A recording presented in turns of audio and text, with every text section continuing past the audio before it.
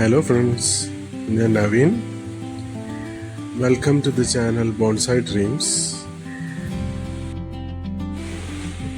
ഇന്ന് നമ്മൾ പരിചയപ്പെടാൻ പോകുന്നത് മെലീന പ്ലാന്റ് ആണ്. സോ ഇന്ന് അതിൻ്റെ പ്രൂണിങ് നമുക്ക് ഒന്ന് നോക്കാം.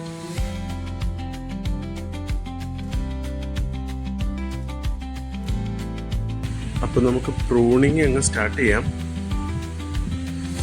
ആദ്യം അനാവശ്യമായി പുതിയതായിട്ട് വന്നിരിക്കുന്ന ഗ്രോത്തുകളൊക്കെ നമുക്ക് കട്ട് ചെയ്ത് മാറ്റാം. എന്നിട്ട് നമുക്ക് കട്ട് ഷോട്ട് ചെയ്യേണ്ട വേറെ എന്തെങ്കിലും ഉണ്ടെങ്കിൽ അത് കട്ട് ഷോട്ട് ചെയ്ത് നിർത്താം. പിന്നെ നമ്മൾ ഓവറോൾ ഞാനിത് ഓൾറെഡി ബ്രാഞ്ച് സെലക്ഷനൊക്കെ മുന്നേ ചെയ്തിരുന്ന പ്ലാന്റ് ആണ്. അതുകൊണ്ട് നമുക്ക് ഓൾറെഡി ഉള്ള ബ്രാഞ്ചസിൽ നിന്ന് എക്സ്ട്രാ ആയിട്ട് നീണ്ടു വളർന്ന ഗ്രോത്താണ് നമ്മൾ ആദ്യം കട്ട് ചെയ്ത് കളയുന്നത്. ഞാൻ ഈ ബോൺസായി ആക്ച്വലി ഒരു സ്ലാൻഡിങ് സ്റ്റൈലിലാണ് ചെയ്യാൻ ഉദ്ദേശിച്ചിരിക്കുന്നത്. ഒരു ഇൻഫോർമൽ അപ്രൈറ്റ് എന്ന് വേണമെങ്കിലും പറയാം. സ്ലാൻഡിങ് സ്റ്റൈലാണ് ഞാൻ ഉദ്ദേശിക്കുന്നത്. നമ്മുടെ ഫസ്റ്റ് ബ്രാഞ്ച് എന്ന് പറയുന്നത് ഈ ഇടദേശത്തേക്ക് കാണുന്ന ബ്രാഞ്ചാണ്. അതിൽ കണ്ടില്ലേ ചില ക്രോസ് ആയിട്ടൊക്കെ കുറച്ച് ബ്രാഞ്ചസ് വന്നിട്ടുണ്ട്. അതെല്ലാം നമ്മൾ റിമൂവ് ചെയ്യുകയാണ്.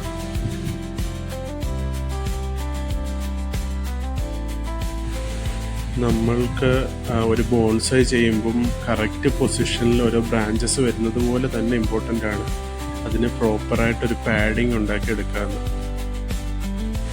നമ്മൾ ഈ പ്ലാന്റിനെ പറ്റി പറയുമ്പോൾ പ്രത്യേകിച്ച് എടുത്ത് പറയേണ്ട ഒരു കാര്യം എന്ന് വെച്ചാൽ ഇത് നല്ലോണം വെള്ളം ആവശ്യമുള്ളൊരു പ്ലാന്റാണ്. ഇതിൻ്റെ റൂട്ട് ഫോർമേഷൻ എന്ന് പറഞ്ഞാൽ ഭയങ്കര തിക്കായിട്ട് ഫൈബ്രസ് റൂട്ട്സ് ഉണ്ടാവും. അപ്പം പെട്ടെന്ന് വെള്ളം വലിച്ചെടുക്കുകയും വെള്ളം വാർന്നു പോവുകയും ചെടിയുടെ ചുവട്ടിൽ വെള്ളം ഉണ്ടാവാതിരിക്കുന്ന ഒരു സിറ്റുവേഷൻ വരും. അതുകൊണ്ട് നമ്മൾ എപ്പോഴും എന്നും ദിവസം 2 നേരമെങ്കിൽ 2 നേരം നിറച്ചു കൊടുക്കുന്നതായിരിക്കും നല്ലത്. ചെറിയ പ്ലാന്റ് ആണെങ്കിലും നനയ്ക്കുന്നത് നന്നായിരിക്കും. ഇതൊരു അബ്നോർമലായിട്ട് വന്നൊരു ഗ്രോത്താണ്. ശരിക്കും നല്ല തിക്കായിട്ട് അത് ഈ പ്ലാന്റിനോളം ഹൈറ്റിൽ ഒരു ബ്രാഞ്ച് അങ്ങ് കിളിച്ചു വന്നു. ഇത് ഞാൻ നിർത്തിയിരുന്നു എന്ന് വെച്ചാൽ ഈ പ്ലാന്റ് ഹെൽത്തി ആവാൻ മേളിലേക്ക് നല്ലപോലെ വളം വലിച്ചെടുത്ത് വളരാൻ വേണ്ടി ഇത്രയും നിർത്തിയിരുന്നത്. നമ്മുടെ പ്ലാന്റിൽ ഏകദേശം അൺവാണ്ടഡ് ആയിട്ടുണ്ടായിരുന്ന ഗ്രോത്ത് എല്ലാം ഒന്ന് കട്ട് ഷോട്ട് ചെയ്ത് എടുത്തിരിക്കുകയാണ്. ഇനി നമുക്ക് കുറച്ചുകൂടെ ഒന്ന് ക്ലിയർ ആയിട്ടൊന്ന് പ്രൂൺ ചെയ്ത് ഒരു ഡീപ്പായിട്ടൊരു പ്രൂണിങ് ചെയ്ത് പ്ലാന്റിൻ്റെ ഷേപ്പ് ഒന്ന് കറക്റ്റായിട്ട് അച്ചീവ് ചെയ്യേണ്ടതുണ്ട്. അത് നമുക്ക് ചെയ്യാം.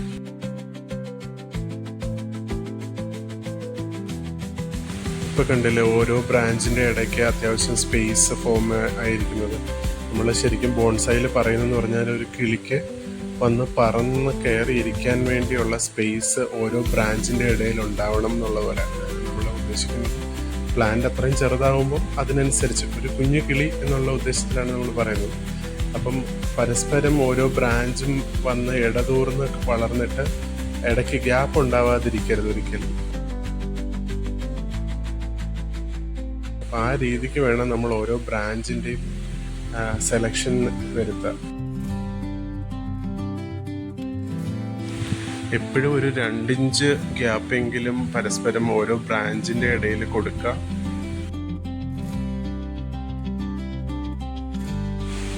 ഞാനിത് ശരിക്കും വളർത്താൻ എടുത്തത് ശരിക്കും ഒരു ചെറിയ സ്റ്റെമ്മാണ്. ആ സ്റ്റെമ്മിൽ നിന്നാണ് ഞാൻ ഇത് വളർത്തിയെടുത്തിരിക്കുന്നത്.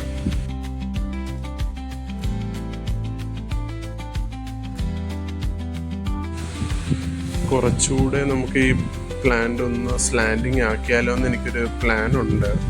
ഇപ്പോൾ ഉള്ള ഈ ആംഗിളിൽ നിന്നൊരു ശകലവും കൂടെ റൈറ്റ് സൈഡിലേക്ക് ഉദ്ദേശിക്കുന്നുണ്ട്. നോക്കാം.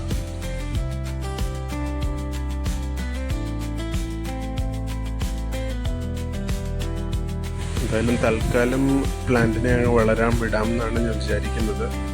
അധികം ഇനി ചരിക്കാനൊന്നും പോകുന്നില്ല. ഇപ്പോൾ ഉള്ള ബ്രാഞ്ചസിന് ഒന്ന് തിക്കൻ ചെയ്ത് എത്തിക്കണം. അപ്പോൾ അതിനായിട്ട് നമുക്ക് കുറച്ചുകൂടെ നന്നായിട്ട് വളം കൊടുത്ത് ഒന്നുകൂടെ വളരാൻ വിടാം എന്നാണ് ഉദ്ദേശിക്കുന്നത്. വീണ്ടും ഒന്നുകൂടെ നന്നായി വളർന്ന ശേഷം ഒന്നുകൂടെ പ്രൂൺ ചെയ്ത് പ്ലാന്റിനെ ഒന്ന് തിക്കനാക്കി എടുക്കണം. ഇതിപ്പം ഇതിൻ്റെ മെയിൻ ട്രങ്കിന് എൻ്റെ തള്ളവിരലിൻ്റെ വലുപ്പമായിട്ടേ ഉള്ളൂ. സോ അത് ഒന്ന് അച്ചീവ് ചെയ്തെടുക്കണം. നമ്മുടെ പ്ലാന്റിൻ്റെ ട്രങ്കിൽ എന്തോ ചെറിയ ഉറുമ്പുകളും ഒരു വെളുത്ത എന്തോ ഒരു സാധനമൊക്കെ ഇരിക്കുന്നതായിട്ട് കാണുന്നുണ്ട്. എന്തോ ഒരു ജീവി ഇതിനെ ഇതിൻ്റെ സ്റ്റെമ്മിൽ കയറി പറ്റിപ്പിടിച്ചിരിക്കുന്നുണ്ട്. എനിക്ക് തോന്നുന്നത് ഇത് സ്റ്റെമ്മിൽ നിന്നെന്തോ ജ്യൂസ് പോലെ എന്തോ വലിച്ചെടുത്ത് ജീവിക്കുന്ന എന്തോ ജീവിയാണെന്ന് തോന്നുന്നു. ഇതിങ്ങനെ ഇരുന്നാൽ നമ്മുടെ സ്റ്റെമ്മിലെ ഗ്രോത്ത് കുറയും, ഒരുപക്ഷെ ഉണങ്ങി പോകാനും സാധ്യതയുണ്ട്. അതുകൊണ്ട് ഞാൻ അതിനെയൊക്കെ ഒന്ന് റിമൂവ് ചെയ്യുവാണ്. നമ്മൾ ഇടയ്ക്ക് നമ്മുടെ പ്ലാന്റിന് ഇങ്ങനത്തെ ജീവികൾ മറ്റും ഉണ്ടോ എന്നൊന്ന് ചെക്ക് ചെയ്യുന്നത് നന്നായിരിക്കും. കാരണം നമ്മൾ വർഷങ്ങൾ എടുത്തിട്ടാണല്ലോ ഒരു ബോൺസായി ഉണ്ടാക്കിയെടുക്കുന്നത്. ഇപ്പം ഈ പ്ലാന്റ് തന്നെ 2-3 കൊല്ലത്തോളം ആയിട്ടേ ഉള്ളൂ. 3 കൊല്ലം, അതെ. അപ്പം നമ്മൾ ഇത് എത്രയും വേഗം അതിൻ്റെ മാക്സിമം ഗ്രോത്ത് അച്ചീവ് ചെയ്തൊരു ബോൺസായി ആക്കി എടുക്കാനാണല്ലോ ശ്രമിക്കുന്നത്. സോ ഇങ്ങനത്തെ ജീവികൾ അതിൻ്റെ ഗ്രോത്ത് റേറ്റ് കുറയ്ക്കും. സോ അതിനെ നമ്മൾ കാര്യമായിട്ട് തന്നെ ശ്രദ്ധിക്കണം.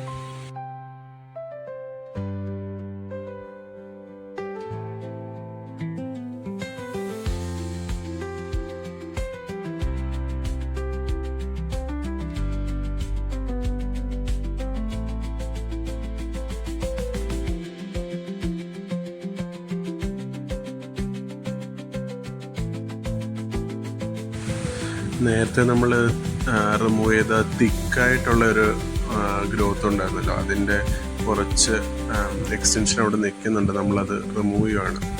ഇത് നമ്മൾ കട്ട് ചെയ്യുമ്പോൾ ഇച്ചിരൂടെ കനമുള്ള ഒരു കട്ടിങ് മെറ്റീരിയൽ വെച്ചിട്ട് നമ്മൾ കട്ട് ചെയ്യണം. ഞാൻ മുമ്പേ യൂസ് ചെയ്ത ബ്ലേഡ് വെച്ചിട്ട് അത് പറ്റില്ല. അങ്ങനെ പറ്റുമായിരിക്കും, പക്ഷെ നമ്മൾ അങ്ങനെ ചെയ്യരുത്. നമ്മൾ ഓരോന്നിനും ഓരോ ടൂൾ തന്നെ യൂസ് ചെയ്യണം. കുറച്ചുകൂടെ സ്ട്രെങ്ത് ഉള്ള ഒരു ടൂൾ യൂസ് ചെയ്യുന്നതാണ് എപ്പോഴും നല്ലത്. ഇതിന് കുറച്ചുകൂടെ സ്ട്രെങ്ത് ഉള്ള ഒരു സിസറാണ്.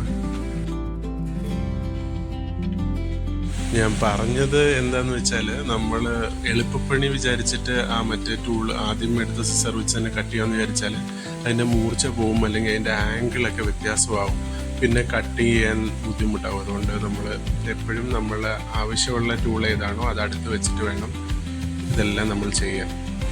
സോ ഇപ്പോൾ നമ്മളെല്ലാം നമ്മുടെ പ്രൂണിങ് എല്ലാം കഴിഞ്ഞിരിക്കുകയാണ്. ഇപ്പോൾ എല്ലാം നമ്മുടെ ട്രങ്ക് എല്ലാം ക്ലിയർ ആയിട്ടുണ്ട്, ബ്രാഞ്ചസ് എല്ലാം ഏകദേശം ക്ലിയറായി, പാഡിങ് എല്ലാം പ്രോപ്പറായിട്ട് വന്നിട്ടുണ്ട്.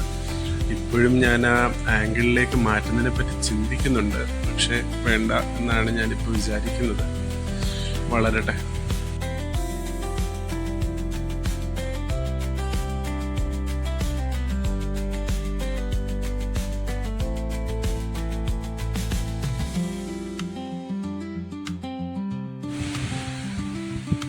സോ ഏകദേശം ഇത്രയും സാധനങ്ങളാണ് നമ്മൾ പ്ലാന്റിൽ നിന്ന് കട്ട് ചെയ്തെടുത്തത്.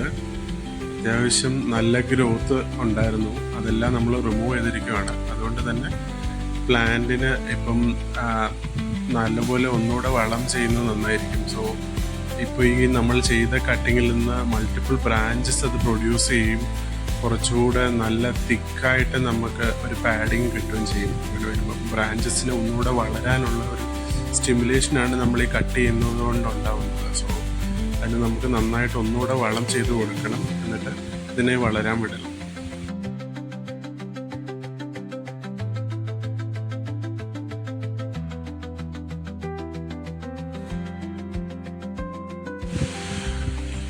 ഇതുവരെ ചെയ്ത കാര്യങ്ങളൊക്കെ നിങ്ങൾക്ക് മനസ്സിലായി എന്ന് വിശ്വസിക്കുന്നു. പ്രൂണിങ് എല്ലാം തന്നെ നമ്മൾ റെഗുലറായി ഒരു ബോൺസായി ഉണ്ടാക്കുമ്പോൾ ചെയ്യേണ്ട കാര്യങ്ങളാണ്. പക്ഷെ അതെപ്പോൾ എങ്ങനെ ചെയ്യുന്നു എന്നുള്ളതിലാണ് കാര്യം. തുടരെ നമ്മളൊരു പ്ലാന്റിനെ പ്രൂൺ ചെയ്ത് അതിനെ ബുദ്ധിമുട്ടിക്കരുത്. അത് ക്ഷീണം തട്ടാതെ നോക്കണം. അതായത് ഒരു മിനിമം ഒരു 4 മാസമെങ്കിലും നല്ലൊരു ഗ്രോത്ത് എത്തിച്ചതിന് ശേഷം മാത്രമേ പ്രൂണിങ്ങിലേക്ക് ചെയ്യാവൂ. അതേപോലെ വേനൽക്കാലത്ത് അധികം പ്രൂണിങ് ഒന്നും ചെയ്യാതിരിക്കുന്നതായിരിക്കും നല്ലത്. കുറച്ച് വയറിങ് കൂടി ഈ പ്ലാന്റിൽ ചെയ്യാനുണ്ടായിരുന്നു, ഞാനത് ഇപ്പോൾ ചെയ്തിട്ടുണ്ട്. നമ്മുടെ ബ്രാഞ്ചസ് ഒക്കെ കറക്റ്റ് പൊസിഷനിൽ തന്നെയൊക്കെ ആയിരുന്നു ഉണ്ടായിരുന്നത്, പക്ഷേ എങ്കിലും അതിൻ്റെ ആംഗിളിംഗ് ഒന്ന് ശരിയാക്കി കൊടുക്കാനുണ്ടായിരുന്നു. സോ അതിനു വേണ്ടിയാണ് ഞാനിപ്പം ഒന്ന് പൊസിഷൻ ചെയ്ത് കൊടുത്തത്. ഒന്ന് അഡ്ജസ്റ്റ് ചെയ്തൊക്കെ വെച്ചിട്ടുണ്ട് ചില ബ്രാഞ്ചസ്. അതേപോലെ പാഡിങ് ഒന്ന് ക്ലിയർ ആവാൻ വേണ്ടി കൂടിയാണ് ഇപ്പോൾ നമ്മൾ ഒരു വയറിങ് ചെയ്ത് വെച്ചേക്കുന്നത്. അതേപോലെ വളരെ ഇമ്പോർട്ടൻ്റ് ആയ ഒരു കാര്യമുണ്ട്, നമ്മളിപ്പോഴേ ചാടി പിടിച്ച് ഇതൊരു ബോൺസായി പോട്ടിലേക്ക് എടുത്ത് മാറ്റരുത്. നല്ല മണ്ണ് കൊള്ളുന്ന വലിയൊരു പോട്ടിൽ തന്നെ ഇത് വളർത്താൻ വിടണം. എന്നിട്ട് മാത്രം ഒരു 4-5 കൊല്ലത്തിന് ശേഷം മാത്രമേ ബോൺസായി പോട്ടിലേക്ക് മാറ്റാവൂ.